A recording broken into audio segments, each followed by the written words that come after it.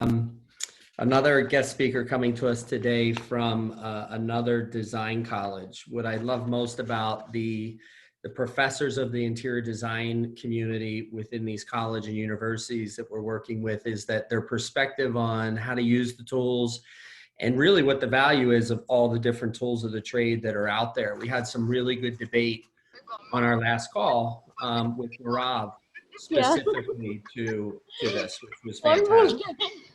So I think we have Jessica is going to be coming on here in a second, which is fantastic. And there she is. How are you? Good. How are you? Good, good. So I was just wrapping up from our last call. It was fantastic. We had so much good conversation going on around the different tools of the trade and things. So Awesome. Looking forward to continuing that theme here as we continue through like the next hour of education type stuff. So we've had a great day so far. It's getting even better now. We're bringing Jessica Elliott in to discuss our next topic, which is interior design trends of 2020. These are hot things, how they're impacted by our new normal.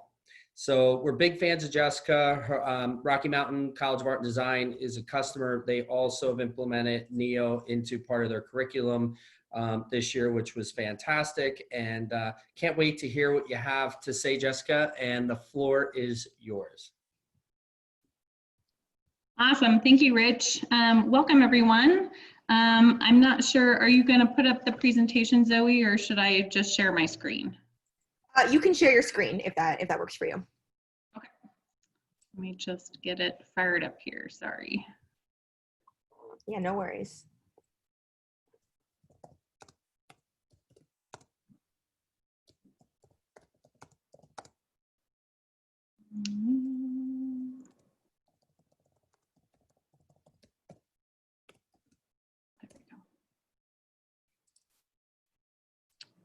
Beginning. Sorry about that. Okay. All right, we're ready. All right, welcome everyone. My name is Jessica Elliott. I'm the chair of interior design at Rocky Mountain College of Art and Design. And I'm here to talk about today interior design trends of 2020 and how they are impacted by our quote unquote new normal. So definition by Oxford Dictionary of new normal means a previously unfamiliar or atypical situation that has become standard, usual, or expected. So some things that we obviously have been dealing with since the pandemic is a variety of things. And so today I'm going to briefly talk about just a few areas that are trending in 2020 and how the pandemic has impacted our lives and design decisions. Here are just a few. Residential trends and changes to our homes, creating and utilizing sanctuary-like spaces, working from home or learning at home, creating indoor-outdoor spaces, commercial trends and the impact, so from benching and open office spaces to private offices, commercial material specification, space planning, circulation, and programming in public spaces. So the residential trends, future of home design may have a more closed approach. Current and popular trends have been the open concept. So kitchen, living room, dining room, all being open and accessible to everybody living in the home. These will now be considered to be design closed areas. This will allow people to cook in the kitchen without, say, disrupting a video conference call that's taking place in the living room. Designs to consider for future use are areas to take your shoes off before entering into the home, a separate space with necessary facilities for someone to quarantine in their home should they get the coronavirus. And then these are all things that we haven't had to consider prior to the pandemic. So some other trends and changes, people have been creating and using sanctuary-like spaces. Being forced to be at home for essentially 24 hours a day, it's understood that we as humans need to find spaces that will support mindfulness, wellness, and serenity. These include small reading corners, a space to lay out a yoga mat for exercise, yoga, or Pilates. Color theory is also an important part of creating a Zen-like, soothing, and relaxing space.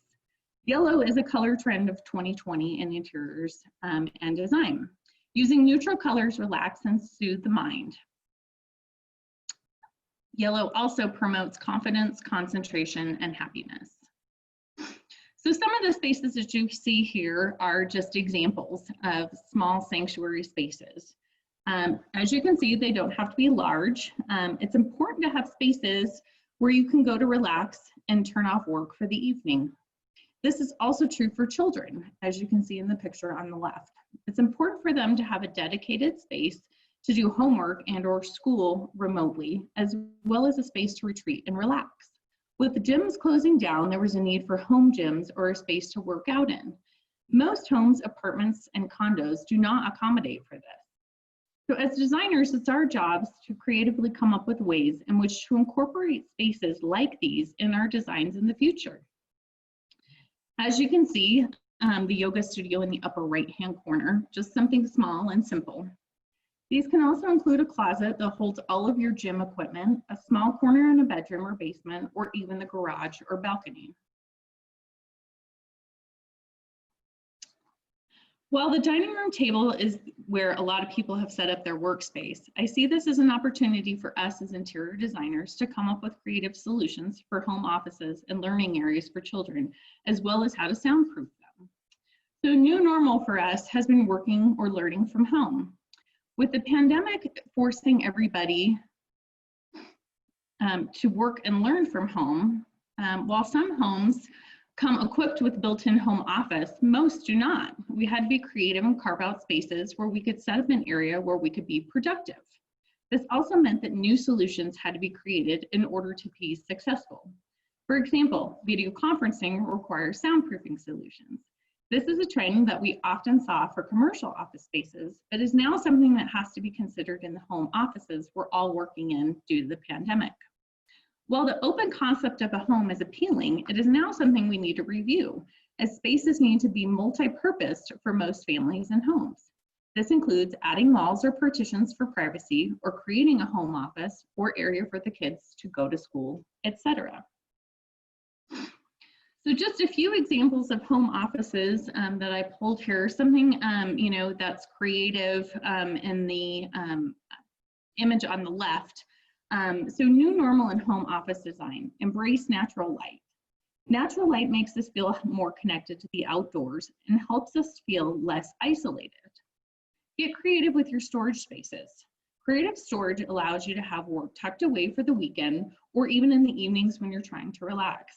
Consider baskets, boxes, vintage suitcases, or other creative solutions you already have lying around in the house. This is evidenced in the image on the left as well. Carve out a space to be comfortable in order to relax and take a break from working. Spaces that make you feel comfortable can be sanctuary spaces that I discussed earlier. Add greenery. Greenery and vertical gardens are beneficial and can be added easily to your home or office. I will discuss this a little more in detail in the next section. Add doors for privacy if you're able to do so. Or partitions to a space. This is ideal for privacy and soundproofing. Creating indoor-outdoor spaces. With a variety of housing styles in the suburbs and the city, people had to get creative in creating spaces in which they could feel as though the outside was brought inside and vice versa. Those that lived in flats or apartments began to bring in plants and create vertical gardens. Growing their own food and plants gave them a connection to the outdoors. Plants also improve the indoor quality in our homes, apartments, flats, condos, etc. So imagine being in a 500 to 600 square foot space in which there was not a balcony or connection to the outdoors other than the windows, and being several stories up in a high-rise building. These are the spaces in which I'm referring to and how we as designers rethink how these types of homes are designed. Here are examples of bringing the outdoors in. From covering an entire wall in plants on the upper left to repurposing a wood pallet. There are a wide variety of ways that you can create vertical gardens in your home, even with things you have lying around. For example, mason jars, wooden boxes, cans that you previously had used in cooking, and buckets. As you can see, space does not have to be at a premium in order to create these types of gardens or live walls. So commercial trends. Prior to the pandemic, office spaces were utilizing benching, shared workstations, and open office cubicles. This allowed for companies to cut down the amount of square footage they were leasing, thus decreasing their cost per employee, all of which would not be allowed in today's new normal. It has been stated that a lot of businesses will not go back to the way things were done prior to the pandemic. This has a big impact on space and how it is utilized and occupied going forward. Since the pandemic, we now have to rethink how office spaces will be configured. Higher partitions will be needed in order to separate and socially distance employees. Conference rooms will now need to be redesigned to allow for social distancing. Break rooms and even the flow of circulation getting from point A to point B safely and 6 feet apart. More private offices will need to be built, and conference rooms and shared spaces will need to be redesigned. Examples of open office spaces. So these were what were called benching in the left-hand image, and then the one in the upper right. Lower left was just a common area in which people could get together and meet, chat, or work. The challenge with these types of work environments is that there's a very little acoustical and visual privacy, as you can see. This decreases one's focus and productivity throughout the day, despite the fact that there are not any opportunity for social distancing in these types of spaces. It's hard to remain on task and focused with so much going on around you. So how does this look for designers in the future of office spaces? So flexibility will be key due to the fact that group sizes could be smaller for some time in order to maintain the 6-foot social distancing required. It will be more important than ever to work with architects and engineers, as well as clients, on the addition of more plumbing fixtures such as sinks, and also considering the HVAC. The sinks will allow for more hand washing stations throughout a commercial interior. HVAC will provide more frequent air changes to keep the air circulating safer and cleaner. For example, workstation areas in classrooms will need to increase in size in order to accommodate desk placement as well as separation.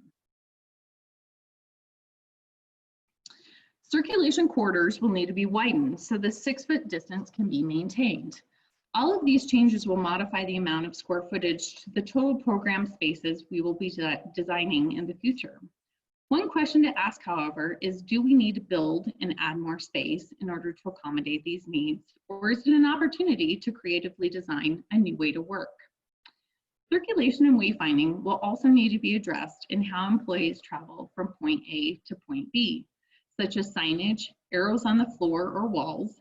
These will all need to be added to ensure that individuals can safely move about the office space. If offices have a future, people need to feel safe in them. People will need to see them as a place of purpose. Lastly, I wanted to touch base on commercial material specifications. Prior to the pandemic, we as designers would specify materials that fit the space or the design that we have created for our clients. While they were commercially rated to meet code requirements, we now need to be more mindful of the materials we are specifying for cleanability as well as sanitation purposes. Having materials that fit these specifications will help to reduce the spread of infection in some of the high-touch areas. So what new materials are we likely to see? We're likely to see more smooth surface materials that can be cleaned with bleach or that are inherently antimicrobial. We'll want to avoid textured materials that have crevices that are hard to clean and sanitize, and specification of more healthcare rated fabrics and finishes that are also not too institutional in appearance. More sustainable materials that meet these standards in order to avoid the off-gassing of toxic chemicals is something also that we would likely see and consider. I hope you've enjoyed this presentation. Thank you so much for attending. I will now open it up to any questions that you might have. All right, so let's check the chat, see what we have going on here.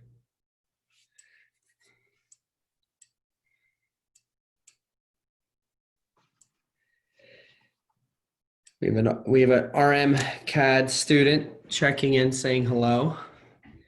Jessica Luna. Hello, Jessica. We have one new message down here. Will interior design trends ever return to normal?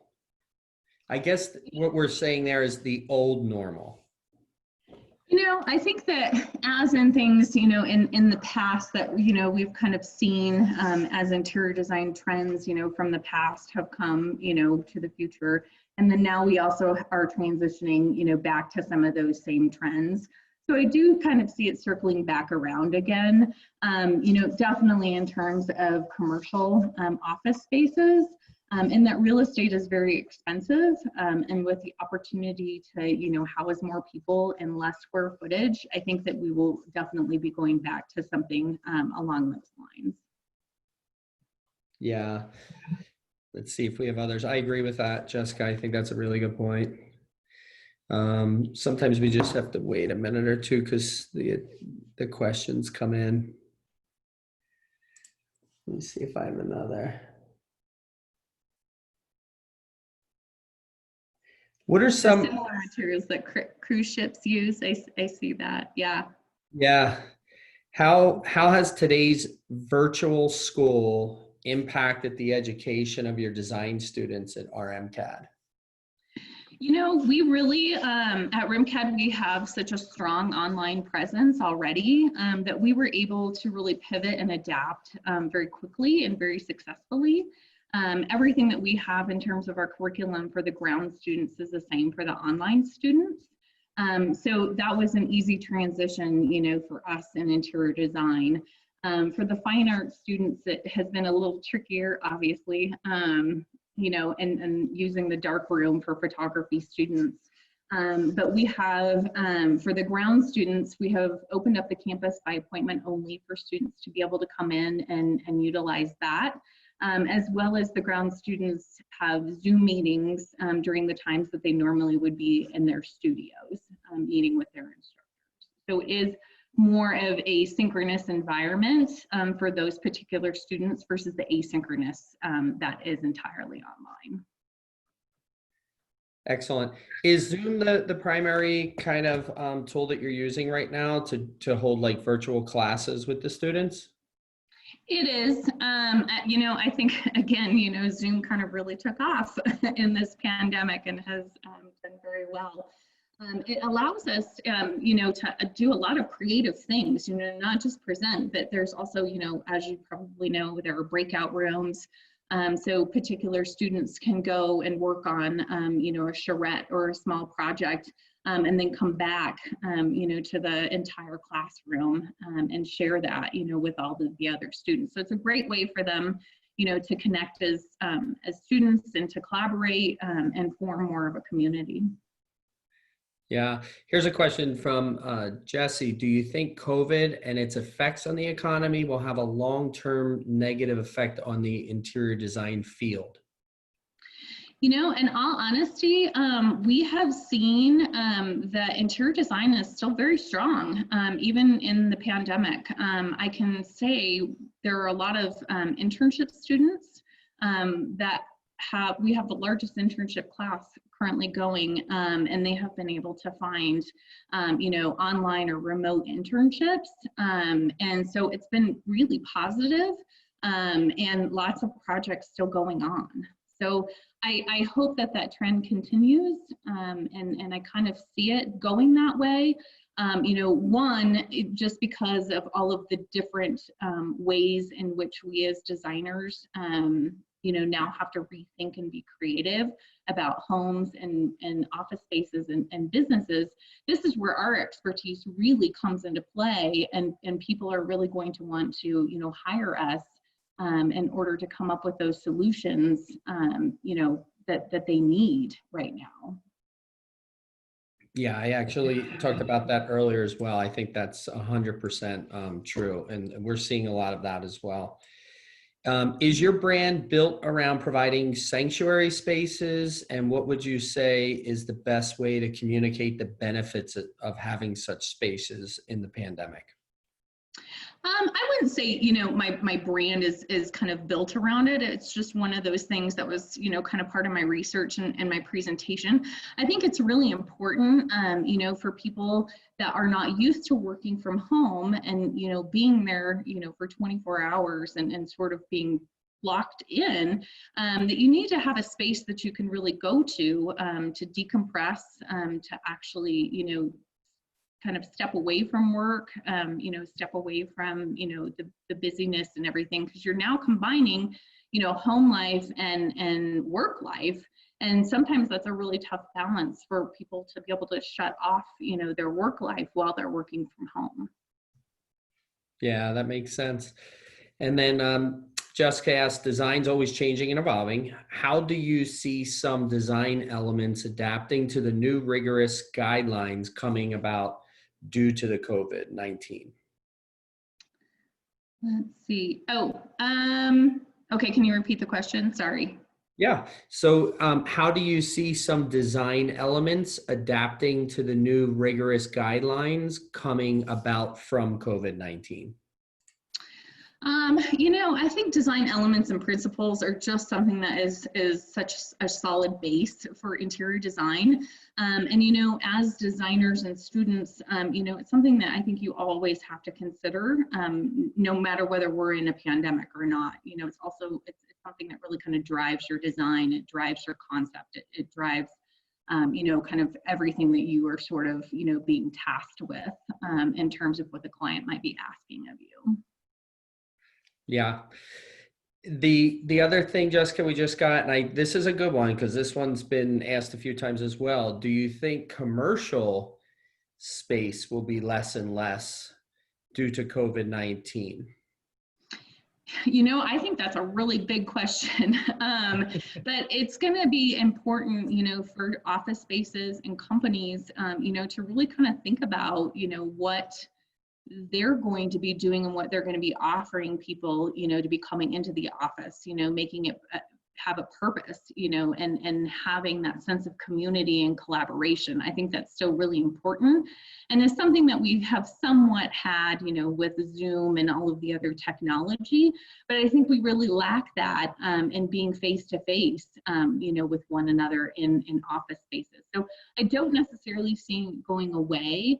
I see it as a way of them just redesigning those spaces and maybe using them in a better way, and making more of a purpose for those coming into the office. All right. Excellent. I appreciate that. Appreciate you. And thank you for joining us today and giving us some viewpoints on 2020 and beyond. Thank you. We'll get back to you if there's any specific questions that we miss. We'll certainly send them to you so we can address them. And again, this is recorded and this will get posted to our Instagram page. So you'll be able to check out, you replay the session if there's anything else you want to learn about what you missed during this session. Thank you all. Our next talk starts in 2 minutes. Thanks, Jessica. Thank you. Bye-bye.